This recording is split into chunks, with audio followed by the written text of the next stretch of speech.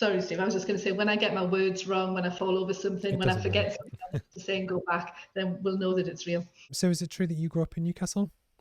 Yes, in Benwell, which is in the West End of Newcastle. Mm-hmm.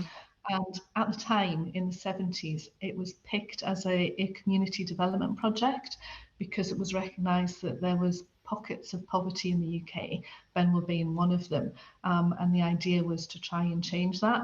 Social mobility, I think, is really important so that we get the best brains.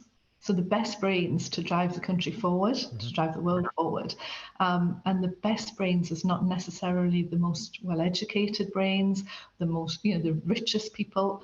It can be anybody who's got, fortunate to have the processing power. Would you be happy to share what's the best piece of advice you've ever had?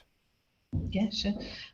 So knowing your values, and that came out of Windsor. So understanding what your values are. What would you want somebody to write in your obituary? Would you want them to write, he was kind, she was really ambitious, they were rich? What is it that you would want people to say about you if you were no longer there? If you were to give advice to your younger self, what would it be? The first, so there's probably several bits and loads of lessons that I've learned, but the first bit is don't limit yourself. I decided that I couldn't do science. I decided I couldn't be a journalist before I even really tried.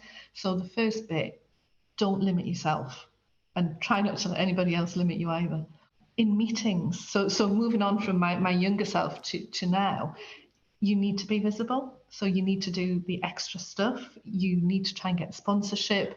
And in terms of being visible as well, it's quite useful if you're in a meeting, sit either opposite the chairperson or next to them, because everybody else in the room looks at the chair. And then you're seen. If you want to make a point, you're seen. That's actually quite a good tip. Take every opportunity for free education that you can get and grasp it with both hands.